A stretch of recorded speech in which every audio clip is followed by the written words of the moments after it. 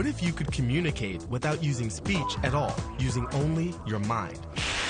There are ocean waves, sound waves, shock waves, and even doing the wave.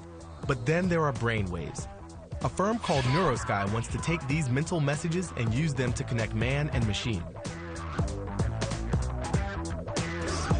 Tansy Brooke is going to take me and my brain waves out for a spin in the world of mind over matter. Brain-computer interface. Spell that out a little bit more.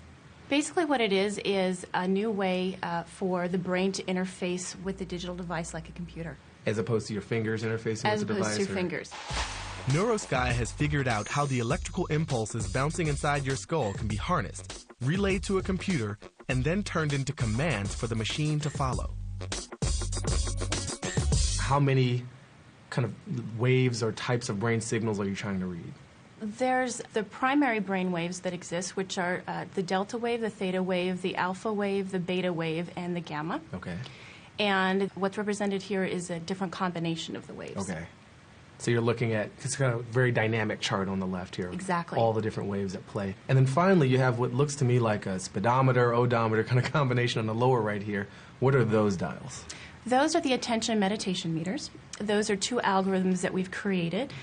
Attention is similar to concentration, and meditation is similar to relaxation. People who can do them both at the same time, such as athletes, refer to it as being like in the zone. So you have like the Tiger Woods setting on here. Exactly. The Michael Jordan 100 is Tiger Woods, Michael Jordan. All we'll need are our heads. They're reading the different brain waves generated by our thoughts, alpha, beta, gamma, and all that, and then developing algorithms that translate these into a language a computer can understand.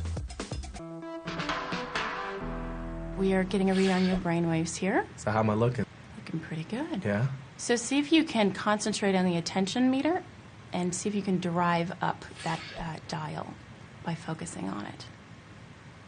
All right, now try the meditation meter. Go ahead and... I have zero attention. The interface works like this. Whenever we want to take physical action, specific groups of neurons fire up in the brain and send out signals to the body. Electrodes attached to the skull can detect these electrical brainwaves as a person thinks about the action they want to perform, such as lifting or pulling or throwing. For example, something called the P300 brainwave is associated with performing a task. Low beta waves are often linked with active concentration, while alpha waves are most prominent when your eyes are closed or you're asleep. Try relaxing. Just kind of take a deep breath, sit back, relax, maybe even kind of close your eyes. The NeuroSky headset puts a sensor on my forehead to read my brainwaves. A ground contact point at my ear reads these electrical impulses, and a Bluetooth radio sends the data to the computer. Software decodes the brainwaves and uses them to move stuff on the screen. Time to fire up the alpha waves. Oh, there we go. Okay. So go ahead and open your eyes, and you can see your meditation meter has gone up. Dude! There you go. So why don't you go ahead and try to drive up that attention meter. Try to focus on it, and just imagine that arrow going up. Whoa. There you go. Oh, I'm losing it. Ah! I want to grab it. I can't. I'm trying to grab it with my brain. My low beta waves are clearly not interested in concentrating on this task. Meanwhile, meditation's still going up. Yeah, relaxed guy.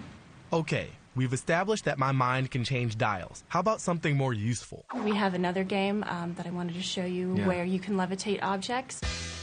Cool. The age-old dream of mind over matter. Time to roll out the P300 brainwaves. Try to just put a single focus in there. Just kind of drive your mind into that point. Yeah, I'm kind of use the force. There you go. There we. Oh, if I do this. All right. Here it comes. You pull it to yourself. Awesome. So I did that. So you did that. I just pulled that barrel to me with my brain. You did that with your brain. That's awesome. Pulling the barrel is pretty much for beginners. Other tasks require higher levels of concentration.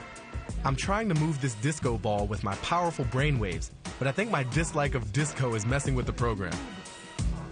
I need to get back into the Tiger Woods zone. So let's go ahead. Let's try levitation. There we go. Boom. Look at you go. I'm a natural levitator. It's off the screen. I'm the best levitator this side of the Mississippi. There you go. All right. Let's try another thing. Let's try a bench. Something a little heavier, actually. Got it. Easy. Done. Done and Get done. out of frame. Yeah. So let's try the car. Oh, boy. It's a hard one. Just kind of relax. Maybe for some people. Look at you. You're like a pro. That's cool. So can I light the car on fire? Let's light the car on fire. That's everyone's favorite, I'm believe sorry, it or not. It's just my instinct. So we have your concentration increasing, and this is actually building heat inside of the car. So the more you concentrate, the hotter the car gets.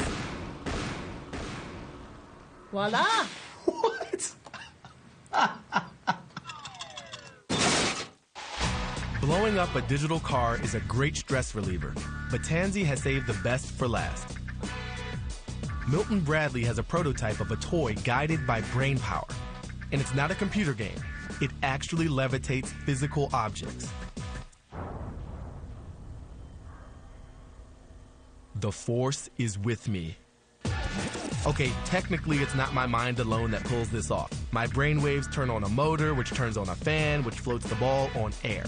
But it does turn thought into action. Someday your brain could power things like a bionic leg. It may take two hands to operate a radio control toy today, but with the help of NeuroSky, handheld remotes will be yesterday's news. Look, Ma, no hands. The history of human-computer interaction has usually been mediated by these, our hands. We type into the computer, and that's how we connect. Lately, we've had voice and speech recognition, which have gotten a bit better, but it's still very limited when you think of the power right here in our brains. And look at the setup today. It's got these things clipping on my ear. It's a little awkward, but in the future, it'll be smaller, lighter, more embedded, and we can think that that brain-computer interface will really be used to help enhance our connection with other people.